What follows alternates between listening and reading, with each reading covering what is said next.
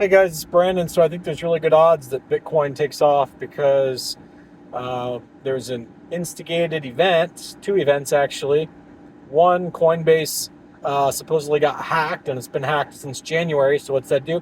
It causes people to either A, sell their Bitcoin that they have on Coinbase, or B, it causes them to withdraw it to their cold wallets.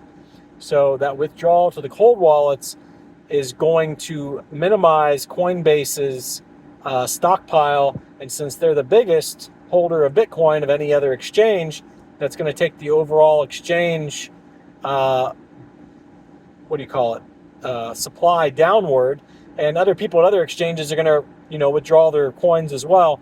So what happens is people who trade Bitcoin and trade the S&P 500, they watch the Bitcoin supply like a hawk because they know that the Bitcoin supply affects the price of Bitcoin. So as that price gets reported by websites like CoinGlass soon, when that supply gets reported that it dropped by CoinGlass soon, it's going to have an inverse effect to what people thought it would. People think that it's going to crash the price of Bitcoin. It's doing the opposite. Bitcoin's starting to go up. So Coinbase stock crashed down, and yeah, they'll be so they're being investigated also by the SEC for having different number of user accounts. Okay, so right there at the end of the day, I'll do it your way to make it make sense. So it did a dip midday because of the hack, and then it did another dip because of the SEC investigation. The SEC investigation brought it down a little bit further, but it's already recovered, and you do one more little spike down, and that's the other shoulder, and then it can fly. And so if it even does that. So I have a feeling overnight tonight, Bitcoin flies. The other thing is the price of calls. When the price of Coinbase fell down, the Coinbase calls on the options market, they didn't fall down as much as they should have. When Coinbase was heading down, the calls were actually heading up.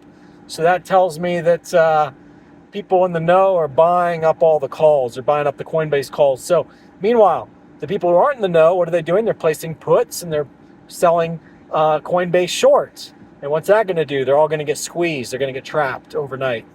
So I'm not saying that's going to happen, but I'm saying it's possible. I don't know what the percentage of the possibility is, but it's definitely possible. So keep an eye on that. I'm going to do another follow-up video for the other video when I was in the garage talking. I knew that was really weird when I likened not giving people in Africa cell phones on a missionary trip to a 9/11. You're like, what the fuck's this guy talking about? At first I was like, man, why'd I say that? That doesn't even make any sense. And then after about 30 seconds of thinking about it, it dawned on me it makes fantastic sense. I'm glad I followed my gut and just spoke it. That's why I don't rehearse my videos. I like to just say shit because then I can figure out the paradoxes of life. But I'm going to do a follow-up video on that because that's a whole half an hour. Like, it's a long discussion, but you'll see soon what I mean. You're going to be mind blown. Those of you saying it's not. All right, see ya.